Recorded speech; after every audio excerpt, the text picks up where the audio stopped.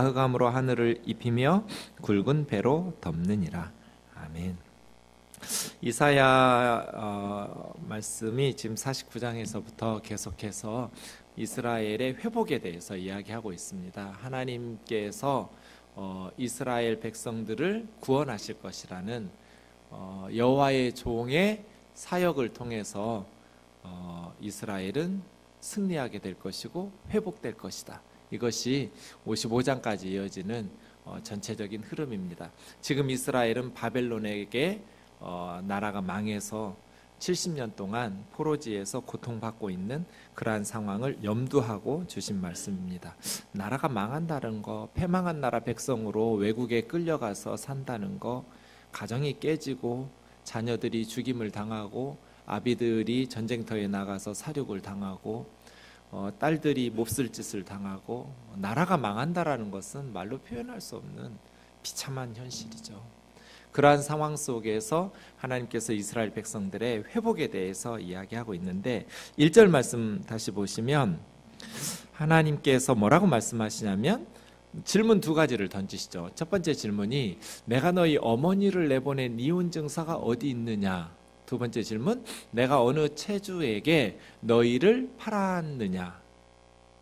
대답은 뭐냐면 내가 너희 어미를 내보낸 이혼 증서를 써주어서 내보낸 적이 없다. 내가 그 어떤 채권자에게도 너희들을 팔았던 적이 없다. 이거거든요. 그러면 지금 너희의 어머니, 이 어머니는 누굴까요? 나는 하나님이시죠. 나 여호와가 말하노라. 내가 하나님이. 너희는 이스라엘 백성이겠죠. 특별히 바벨론에게 멸망을 당하고 비참한 현실을 살아내고 있는 이스라엘 백성들이 너희겠죠. 내가 너희를 어느 체주에게 팔아먹었냐. 이스라엘 백성들을 하나님은 팔아먹었느냐 하면서 너희의 어머니에게 이혼 증서를 써서 쫓아낸 적 있냐? 없다거든요. 그럼 어머니는 누구냐면 이스라엘이에요. 나라이거나 예루살렘 도시이거나 도시나 나라를 여성 명사로 쓰거든요. 그래서 예루살렘 혹은 이스라엘, 예루살렘이나 유다, 이스라엘 국가를 이스라엘 백성들의 어머니 이렇게 부르는 거죠. 그럼 지금 이스라엘 백성들은 하나님을 아버지라고 생각하고 있는 거죠. 하나님 아버지와 나라인 어머니 그리고 자녀들인 이스라엘 백성들이 화목하게 살고 있는 가정이었어요. 그런데 아버지인 하나님이 어머니를 이혼 증서를 써서 내쫓고 아들인 딸인 자녀들을 팔아먹은 거예요. 지금으로서는 상상할 수 없었지만 구약시대 이스라엘 백성들은 흔히 있는 일이죠. 흔치는 않겠지만 있을 수 있는 일이에요. 가정이 어려워졌어요. 갑자기 경제적으로 매우 어려운 상황에 위기에 처하면 땅을 팔고 집을 팔고 그러다가 나중에는 이제 자녀들을 종으로 영원한 노예는 아니고요. 7년째가 되면 돌아오는 그런 어떤 머슴처럼 남의 집 살이 하도록 파는 거죠. 그런 상황들이거든요.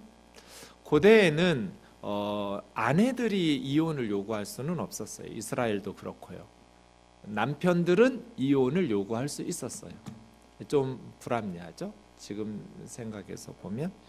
근데 아내들이 특별히 무슨 직업을 가지거나 이게 참 쉽지 않았던 시절이기 때문에 남편으로부터 쫓겨난다라는 것은 굉장히 좀 현실적인 문제의 위기 상황에 처해요. 근데 어느 남편이 자기 아내를 싫어해요. 그러면 학대하겠죠? 학대하면서 제대로 입을 것, 먹을 것, 생활에 필요한 아주 필수적인 것조차 주지 않는다면 그 여인은 아주 비참한 삶을 살게 되겠죠. 그럴 경우를 상정해서 이제 신명기 24장에 보면 사람이 아내를 맞이하여 데려온 후에 그에게 수치되는 일이 있음을 발견하고 그 아내를 기뻐하지 않으면 이혼 증서를 써서 그 아내의 손에 쥐어주어서 집에서 내보내라. 그래야 그 이혼 증서를 가지고 다른 사람의 아내가 되어서 재혼할 수 있지 않냐 이거거든요. 여기서 이제 수치되는 일이 뭐냐 이걸 가지고 예수님 시대에 두 가지 바리새인들의 그 율법 학자들의 그 해석이 있었는데요. 하나는 샴마이아파 같은 경우는 좀 엄격하게 해서 여기서 수치된 거라는 것은 성적인 죄다. 그러니까 아내가 어떤 성적인 부정을 저질렀을 때, 그래서 남편과 가문의 수치를 일으켰을 때, 그렇다고 해서 뭐 바로 쫓아내지 않고 참고 용서하고 살 수도 있지만 남편이 기뻐하지 않아요. 도저히 용납할 수 없어요. 그럴 경우에 이혼 증서를 써서 내보내라. 이게 샴마이 학파의 해석이고요. 힐렐 학파라는 그 랍비들은 좀 자유주의적으로 해석했어요. 그래서 수치되는 일을 그냥 문자적으로, 뭐 예컨대 친구가 오랜만에 우리 집에 찾아왔는데 아내가 빵을 구웠어요. 우리식으로 하면 밥을 해온 거죠. 근데 빵을 다 태웠어요. 그래가지고 친구 앞에서 너무 수치스러웠어요.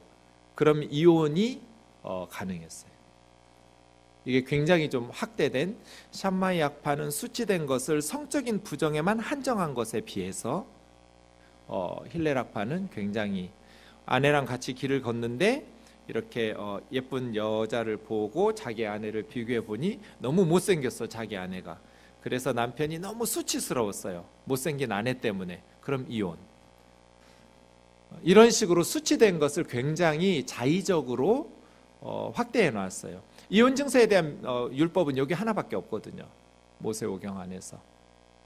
그러면 이스라엘 시대에 예수님 시대의 이스라엘 남자들이 샴마이 학파의 해석을 따랐겠어요? 힐렐 학파의 해석을 따랐겠어요? 우리 생각에는 어떤 사람의 해석이 옳은 것 같아요? 아내는 나가면 제대로 직업을, 뭐 지금하고는 달라요. 얼마든지 직장을 구할 수 있고 생계를 유지할 수 있으면 뭐 가능하지만, 지금과는 다른 상황인데 아내를 그렇게 무책임하게 결혼해놓고 쫓아내버리면 어떡해요? 그런데 실제로 예수님 시대의 이스라엘 남자들은 힐렐 학파를 많이 따랐어요, 대부분. 그래서 이혼이 흔했어요. 그래서 예수님은 음행한 연고 외에 아내를 내보내지 못하도록 이혼 금지, 샴마이 학파를 따른 거죠. 마태복음만 그렇고요. 마가복음, 누가복음은 음행한 연고 이런 예외 조항도 없어요. 그냥 이혼 불가예요. 한 번 결혼했으면 끝까지 책임지는 거예요. 이제 마태 공동체에서, 마태복음에서는 그런 어떤 수치되는 것을 샴마이식으로 해석한 거죠. 뭐 이런 경우에요, 이혼 증서를 써서 주면 그 이혼 증서를 가지고 이혼 증서가 없이 다른 남자하고 같이 살림을 차린다거나 하면 돌에 맞아 죽죠. 남편 있는 여자니까. 아무리 그 남편이 학대하고 뭐 밥을 굶기고 그렇게 못된 짓을 한다 해도. 그러니까 사실은 신명기법은 너가 아무리 수치되는 실수를 아내가 저질렀고 기뻐하지 않는다고 해도 그렇게 학대해서는 안 된다는 보호하는 법이에요. 이혼 증서를 써서 주어서 다른 남자에게 재혼이라도 할 수 있도록 그런 배려를 해야 된다는 거거든요. 이런 부분들에 대해서. 그런데 이제 이혼 증서를 써가지고 갔다라는 것은 남편하고 완전히 결혼 관계가 정리된 거죠. 이혼 증서를 받았다는 거는. 그거 이제 다시 이 말씀을 기억하면서 이사야 50장 1절 보면 하나님이 아버지예요. 이스라엘 혹은 예루살렘이 어머니예요, 국가가. 그리고 이스라엘 백성들이 자녀예요. 아버지가 어머니, 국가 이스라엘을 내가 너희 어미에게 이혼 증서를 써서 내쫓은 적이 없다는 거예요. 이혼 증서를 써준다라는 것은 이스라엘하고 하나님은 이제 쪽 난 거예요. 다시 회복 불가능이에요. 관계가 끝난 거니까요. 다른 남자에게 가도 뭐 다른 우상에게 이스라엘 백성들이 하나님 버리고 섬겨도 뭐 상관없는. 왜냐하면 이혼 증서 써서 이미 둘 사이의 관계가 정리됐으니까. 하나님은 이스라엘 백성들을 이혼 증서를 써서 관계를 완전히 단절하고 정리하신 적이 없다, 이 말이에요. 비록 나라가 망해서 바벨론에 끌려가서 비참한 삶을 살고 있어서 하나님이 우리 어머니 나라를 이혼 증서 써서 완전히 관계를 정리하신 것처럼 보이지만 현실은 하나님은 한 번도 이스라엘을 정리하신 적이 없다. 나는 관계 정리한 적 없다. 이혼 증서 써서 내쫓은 적 없다. 두 번째 질문, 나는 너희를 어떤 채권자에게도 팔아넘긴 적이 없다. 바벨론에게 팔아넘기신 것 같이 보이지만 나는 너희를 돈 받고 che주에게 팔아넘긴 적이 없다. 그럼요. 왜 우리가 이렇게 바벨론에 끌려와서 비참한 삶을 살아요? 그 다음 문장, 보라, 너희는 너희의 죄악 때문에 팔린 거다. 내가 팔아먹은 게 아니라 너희 스스로 너희의 죄악 때문에 팔린 거다. 하나님께서 돈 받고 너희를 바벨론에 팔아먹은 게 아니라 너희들의 죄가 너희 스스로를 바벨론의 노예로 이렇게 비참한 삶을 살도록 한 것이다. 그리고 너희 어미 예루살렘은 혹은 이스라엘은 너희의 배역, 사실은 이스라엘이라는 나라를 구성하는 건 핵심이잖아요. 그냥 이름으로만 어머니라고 말했지 그 어머니라는 예루살렘과 이스라엘을 구성하는 것은 자녀들이라고 부르는 이스라엘 백성들이잖아요. 그러니까 너희 어미는, 너희 나라는 너희 자녀들이죠. 이스라엘 백성들의 배역함, 이 배역이라는 페샤흐라는 말은 반역하다는 거예요. 그러니까 부부 사이로 말하면 그냥 배반하고 딴 남자한테 바람나서 떠난 거예요. 너희의 배역한 죄 때문에 쫓겨난 거다. 하나님께서 이스라엘을 이혼 증서를 주어서 쫓아내신 적 없다. 하나님께서 이스라엘 백성들을 돈 받고 채권자에게, che주에게 팔아넘기신 적도 없다. 너희가 지금 이렇게 고통받는 것은 너희 죄 때문이다. 너희의 죄악으로 말미암아 너희가 바벨론에 팔려와 노예로 끌려와서 사는 것이고, 너희 어미는 너희들의 반역 때문에 하나님을 배반하고 우상을 숭배하고 온갖 악을 행하였던 너희의 죄 때문에 쫓겨남을 당한 것이다. 이게 오늘 말씀이죠. 두 번째 2절이요. 두 번째 문제 제기가 나오는데요. 내가 왔어도, 내가 불러도, 왜 왔냐면 이제 구원하러 오신 거거든요. 하나님께서 바벨론에 70년 동안 포로로 노예로 살고 있는 백성들에게 찾아오셨어요. 그런데 맞이하는 사람이, 환영하는 사람이 없었어요. 하나님이 부르셨어요. 이스라엘아, 예루살렘아, 불렀는데 네 하나님 하고 대답하는 자가 없었어요. 어찌 됨이냐? 내 손이 어찌 짧아 구속하지 못하겠느냐? 손이 짧다라는 것은 능력이 부족하다는 거죠. 도와주고 싶은데 돕지 못하는 인간의 사랑은 그래서 좀 가슴 아프죠. 돕고 싶은데 손이 짧아요. 능력에 한계가 있어서 가슴 아플 때 많죠. 네, 저 신방 갔다 오면서 엉엉 운 적 많아요. 너무나 우리 집사님들이 가난하고 힘겹게 사는데 그 안쓰러워가지고 막 대성통곡하면서 집으로 돌아온 적도 여러 차례 많아요. 목회하다 보면 평안하게 사는 교우들, 가정들도 있지만 너무나 힘겹게, 어렵게 부모의 도움 받지 못하고 배운 지식이나 기술 없고 참 고생하면서 아이들 데리고 그렇게 사는 집사님들 보고 나면 진짜 가슴이 아파요. 그럴 때 제가 돈이 많으면 얼마나 좋겠어요. 그죠? 근데 저는 손이 짧아요. 능력이 없어요. 그래서 그냥 가슴만 아파요. 인간의 사랑은 가슴만 아플 때가 많아요. 꼭 돈이 아니더라도 돕고 싶은데 내 손이 짧아서 도울 수 없는 가슴 아픈 사랑, 가슴앓이 할 때 많죠. 하나님 근데 그렇지 않잖아요. 내 손이 어찌 짧아서 너희를 바벨론에서 끌어내지 못하겠느냐는 거예요. 왜 내가 왔는데도 나를 맞이하는 사람이 없고, 내가 부르는데도, 예루살렘으로 돌아가자고 부르는데도 대답하는 사람이 없냐는 거예요. 내 손이 짧아서 너희를 구원할 수 없겠느냐? 내가 어찌 너희를 건져낼 능력이 없겠느냐?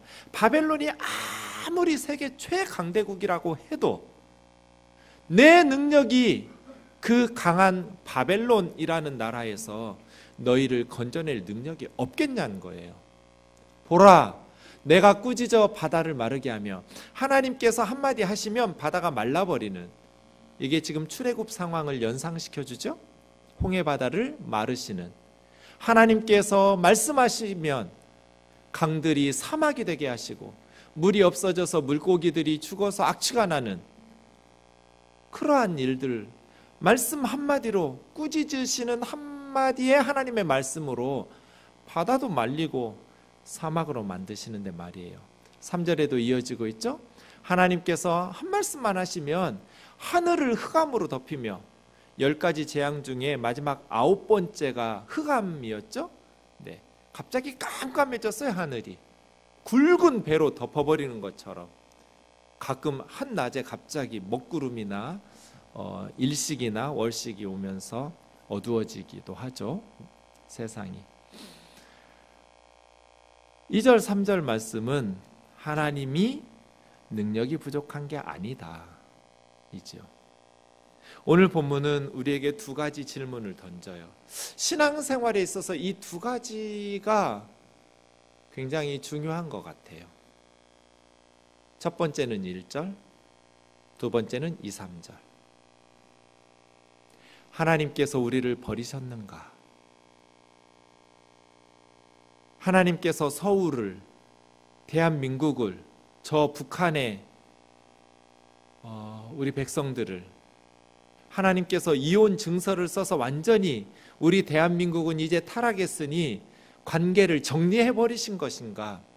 저 북한의 동방의 예루살렘이라고 말씀하셨던 그 부흥했던 평양과 원산과 서북 지역에 그 엄청난 하나님의 역사와 선교사님들의 피와 땀이 흘려진 그 순교의 씨앗으로 세워진 교회들이 지금 저렇게 어려움을 당하고 있는데, 벌써 60년, 70년이 지나가는데 하나님께서 이혼 증서 써서 우리 어미를 관계 정리하신 것인가? 오늘 본문은 하나님은 하나님의 백성을 포기하신 적이 없다. 하나님께서는 이혼 증서를 써서 우리와 관계를 깨끗이 정리하신 적이 없어요. 그리고 하나님께서는 우리를 팔아먹으신 적도 없어요. 우리를 비참하게 살도록, 우리를 노예로 살도록 그렇게 팔아먹으신 적이 없어요. 그럼 뭐 때문에 이스라엘 백성들은 노예로 바벨론에 팔려서 고통받고 있어요? 그들의 죄악 때문이에요. 그래도 하나님께서 우리를 도우시려면 도우실 수 있었죠. 맞아요. 이게 두 번째 질문이에요. 하나님의 능력. 첫 번째 우리가 신앙이 흔들리는 것은 하나님의 사랑. 하나님 나 버리셨어. 이것 때문에 힘들고요.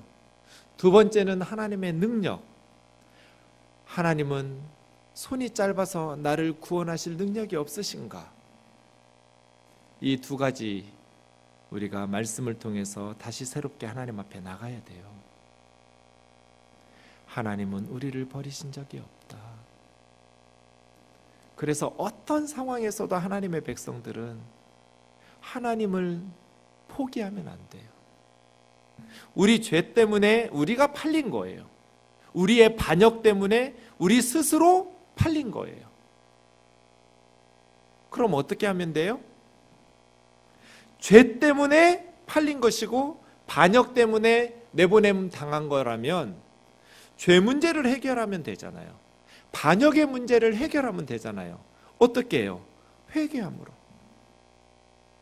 바벨론에 비참하게 살던 이스라엘 백성들이 하나님 앞에 회개하고 하나님께로 돌아오면 되잖아요. 하나님을 배반하고 우상을 숭배했던 것들을 뉘우치고 우상을 버리고 하나님 앞에 돌아오면 되잖아요. 죄 문제가 해결되면 이스라엘은 회복될 거잖아요. 죄 때문에 외국에 팔린 거니까. 하나님이 우리를 버리신 적이 없다면, 하나님이 우리를 관계를 정리하신 적이 없다면, 이혼증서 써서 쫓아냈으면 더 이상 소망이 없지만, 나 이제 너 안 받아줘, 딴 남자한테 가, 이래버렸다면 우리에겐 희망이 없지만, 하나님은 이혼증서를 써서 보내신 적이 없어요. 내가 너희에게 써준 이혼증서가 어디 있냐는 거예요. 없다. 이 말은 나는 너희와 관계를 정리할 마음이 없다. 언제든지 너희가 돌아오면, 회개하고 하나님께로 돌아오면 하나님께서는 그들을 맞아주실 거라는 거잖아요. 이것이 첫 번째예요. 어떤 상황에서도 하나님은 우리를 버리신 적이 없다. 그것이 우리가 계속해서 지난주에도 보았던 이스라엘 백성들이 14절에 49장 14절에 여호와께서 나를 버리셨다, 주께서 나를 잊으셨다. 예루살렘 시온이 하나님은 나를 버렸다, 하나님은 우리를 잊었다, 이거잖아요. 오늘 본문에서도 나는 너희를 잊은 적 없다, 나는 너희를 팔아먹은 적 없고 이혼증서 써서 버린 적도 없다. 하나님 대답 뭐였어요? 15절? 어미가 어떻게 젖먹이 자식을 잊냐는 거예요. 자기 태에서 난 아들을 어떻게 긍휼히 여기지 않냐는 거예요. 엄마가 어떻게 젖먹이 자식을 버릴 수가 있냐는 거예요. 어떻게 잊을 수가 있냐는 거예요. 어미가. 혹시 엄마들은 잊을지 몰라도 나는 너희를 잊은 적이 없다, 나는 너희를 버린 적이 없다. 잊을래야 잊을 수도 없고 버릴래야 버릴 수도 없다. 너희는 내 손바닥에 새겨놨다. 문신해놔서 지워지지 않는다는 거거든요. 하나님께서 우리 버리신 것 같아요.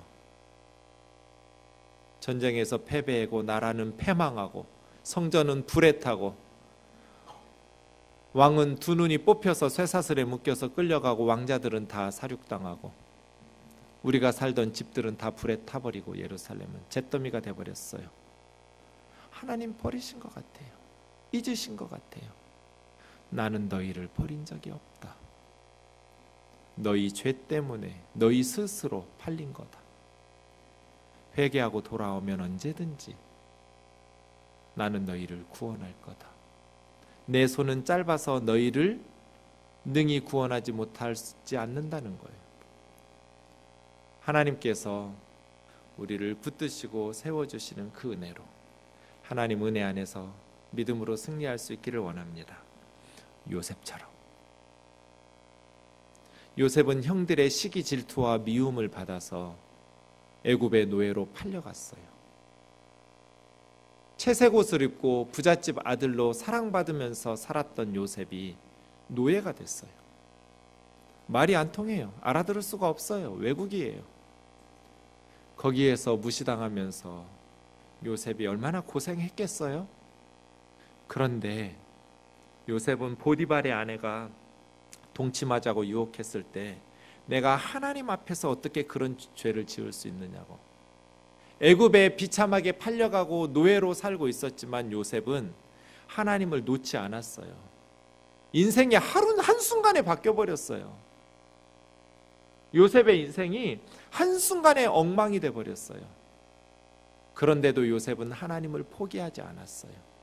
그러다가 그 보디발의 처와 성적인 범죄를 짓지 않으려고 감옥에 강간 미수범으로 억울한 옥살이를 시작했어요. 몇 년씩 그 감옥의 생활이 지속됐어요.